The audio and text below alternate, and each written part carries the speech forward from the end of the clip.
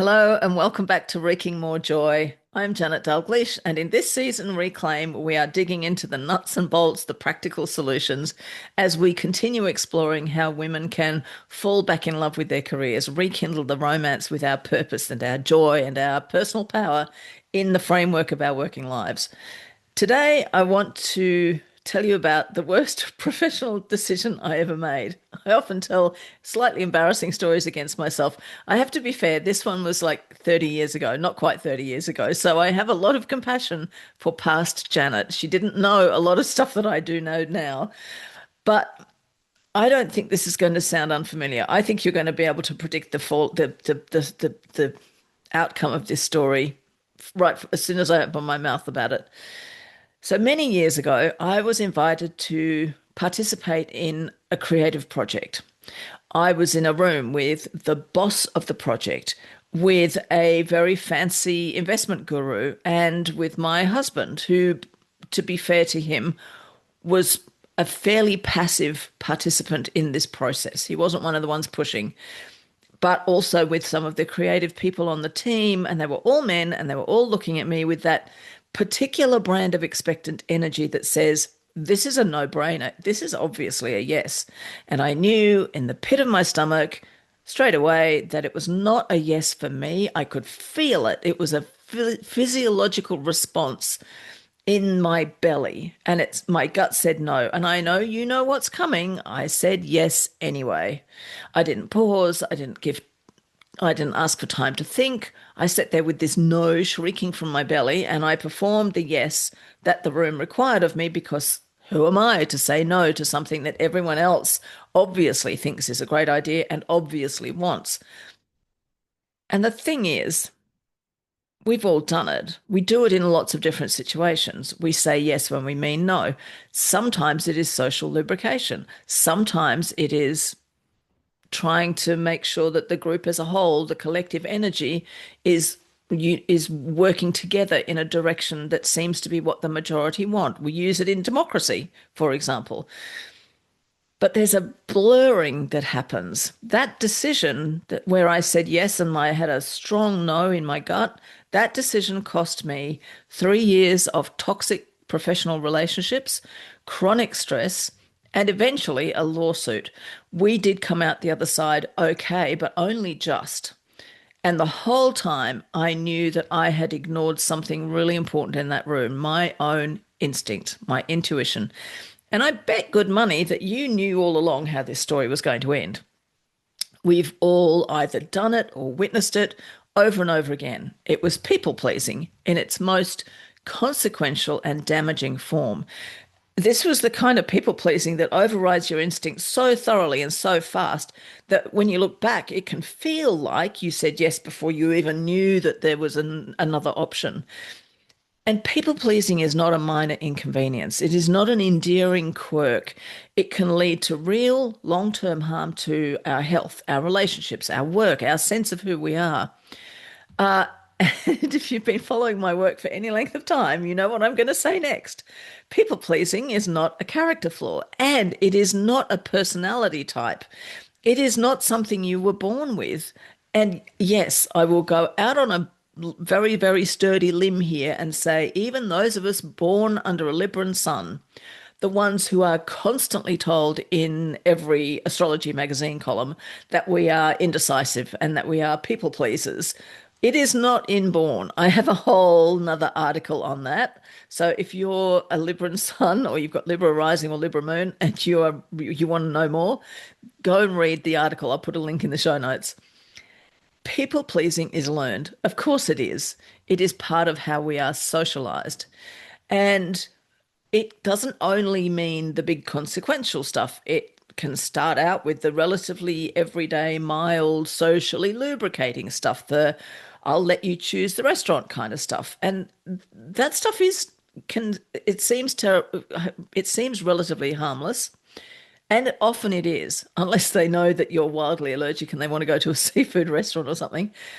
But it is all part of this overarching framework taken from the people pleasing groomer's basic handbook, because people pleasing is not an innate trait, it is grooming to fit us into a system where we exist largely for the convenience and entertainment and delectation of others, very often men.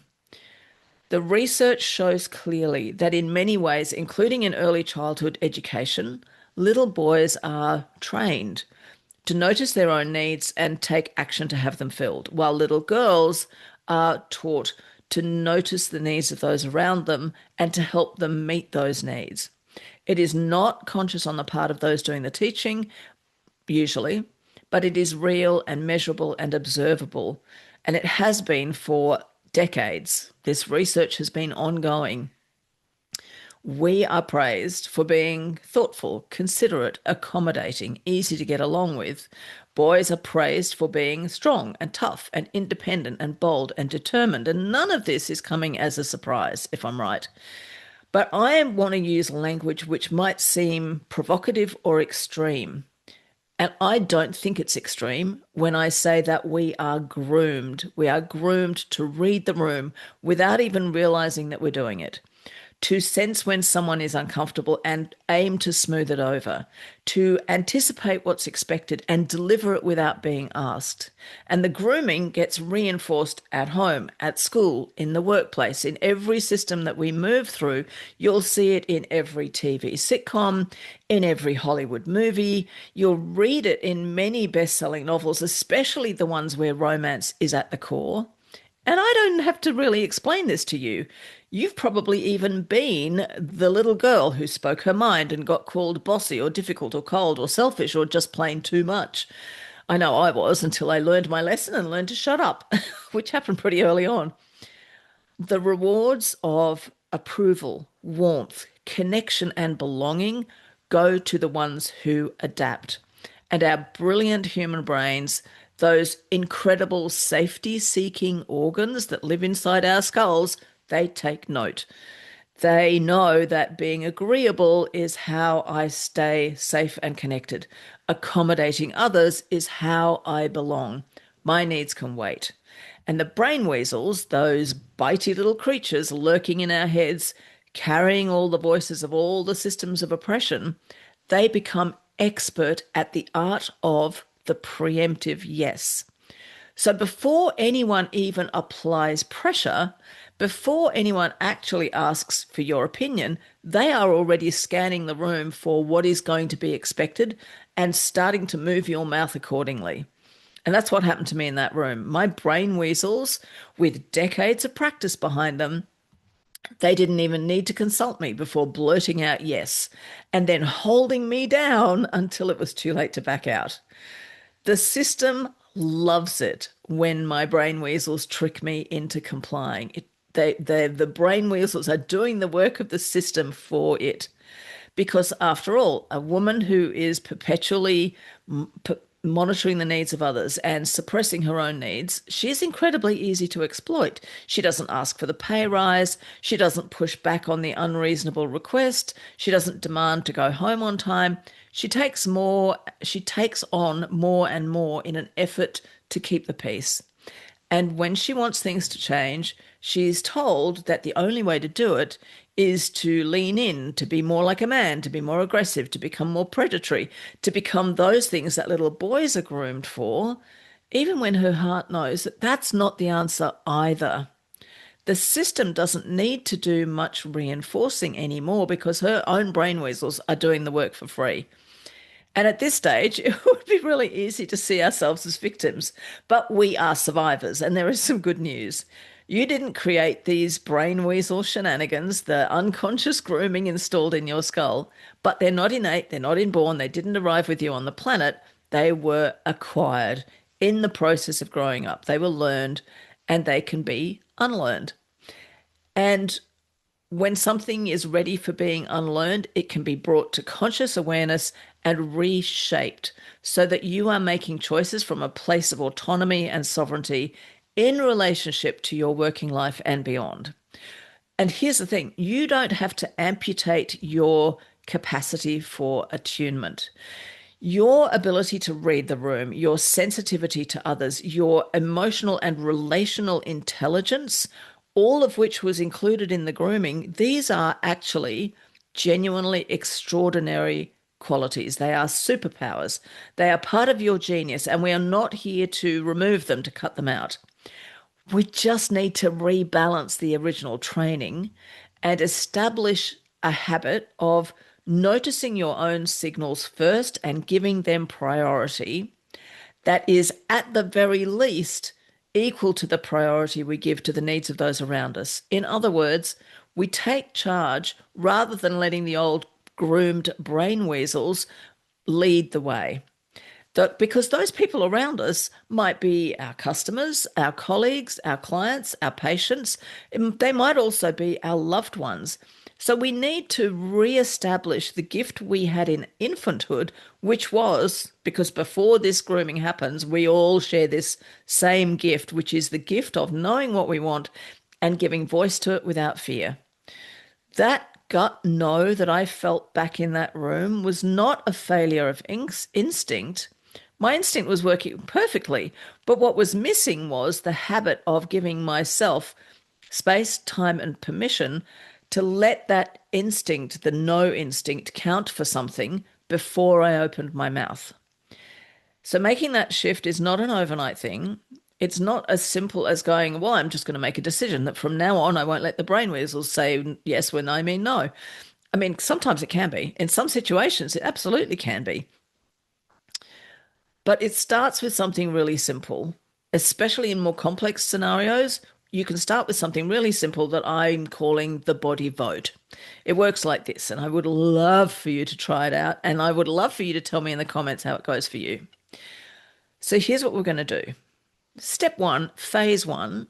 This is particularly useful. Phase one is kind of optional. This is really useful for people for whom the grooming has been especially powerful, for whom the idea of prioritizing your own needs just it automatically brings your shoulders up around your ears and feels like a horrible no, and I won't belong anymore and nobody will approve of me.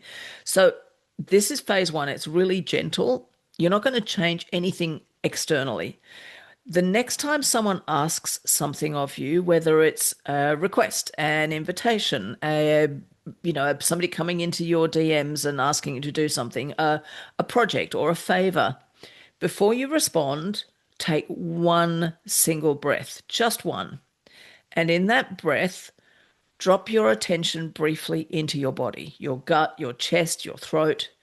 And you don't have to do anything here except simply notice, is there a yes here? Does something in me soften or lean forward or feel eager? Or is there a no? Is there a tightening, a sinking feeling, a subtle bracing of getting ready for something you're not going to like? You don't have to act on that immediately. I am a great believer in the absence of rush in order to have things move more effectively and faster. And yes, I know it sounds weird, but think about the last time your car was stuck in mud and you knew that if you could accelerate really gently, you'd get more traction than if you floor it and the wheels start spinning. So we know that absence of rush is really effective. So depending on your patterns, on your relationship rather, with the patterns of people pleasing, the grooming that you've experienced, you can start with this very gentle part, just the noticing part, because this is allowing you to get more acquainted with the signal that's been there all along that you have been groomed to skip straight past. Let that signal get a little louder every time you notice it and bask in the realization, like really celebrate for yourself that even if you are still saying yes to the things you want to say no to, just celebrate. Take the moment to celebrate that your signals have always been there. They are intact. And now you're taking action to boost the signal. And when it feels right, it might be the next minute, it might be the next day, maybe in a week's time after you've been practicing this for a bit. Maybe it's that very first instant when you start to build that awareness. This is phase two, and this is the one I'm recommending for everyone. So if you are already aware of your signals and you don't need to do phase one, here's what I'm recommending. This is the phrase I'm going to recommend that you use in response. I'll need to check on that and I'll get back to you in 24 hours. Now, you can vary the length of time, but I don't recommend anything less than 24 hours unless it's, if you're working in the ER or something. So the wording is not, I'm not sure. It's not an apology. So there's no, I'm sorry, but I'll need to check on. It's not, no, it's not that. It is, I'll need to check on that. There's no excuse here, and there's not an I need to think about it. We're not saying I need to think about it. We're not doing anything like that. We're saying I need to check on that and I'll get back to you in 24 hours. And yes, if you're working in the ER or you do some kind of instant turnaround services in your profession, a 24-hour window is a reasonable time frame. It is specific enough that it gives you plenty of time to really sit with the signals and work out what you actually want to do. It is a really effective way of reducing the volume on the brain weasels because they'll be loud at first, but eventually they'll quieten down because they recognize that you're not listening to the grooming anymore. And it also tells the person who's asked you that there is a clear expectation. You have a clear expectation of what you believe is reasonable. You don't have to explain who you will be checking with or what you will be checking. You could be checking with your calendar, your financial advisor, your lawyer, or your toddler. What you're really checking with, of course, is your own self. You're checking with your instincts in your gut. But the person who's making the ask doesn't need to know that. You do not owe them an explanation. It is just, I'll need to check on that and get back to you in 24 hours. Calm, clear, reasonable. The 24 hours piece can be flexible, as I said before. You may need to use your judgment depending on the circumstances of the kinds of places where this comes up for you. So the 24-hour thing I think is a really good minimum time frame, but if that means something different in your world, then by all means vary it. But I think the phrase I'll need to check on that, that's the key piece. I'll need to check on that and I'll get back to you. Because this phrase gives you time for your body's vote, for listening to the signal of your body and letting that vote get really solid before the people-pleasing brain weasels try to cast the deciding ballot for you. And this is not about always saying no and never saying yes. You're not going to become an overnight asshole. We need a certain amount of flexibility in our willingness to say yes to things, depending on context, depending on circumstance, depending on who's making the ask. Because our response is always going to be somewhat context oriented for sure. When my husband texts at 3 p.m. to say, hey, want to go to the Greek place after work tonight?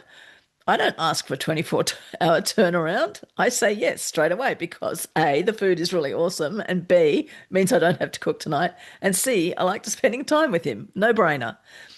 But I don't do well on unplanned social engagements at short notice. I'm a pretty strong introvert, so for me, social interaction with people who aren't close to me, that requires a bit of preparation. So if a distant acquaintance or a former colleague from an old day job does something similar, texts me at 3 p.m., I'm asking for the turnaround. I need the space to set parameters of when and where and what. Coffee? Sure. Clubbing? Definitely not. So it's not going to be an instant yes. You will probably still have moments where you say yes when your gut has said no. And I still do that sometimes, a lot less than I used to. And sometimes it's because the ask is something that in the long term I can see the value of it.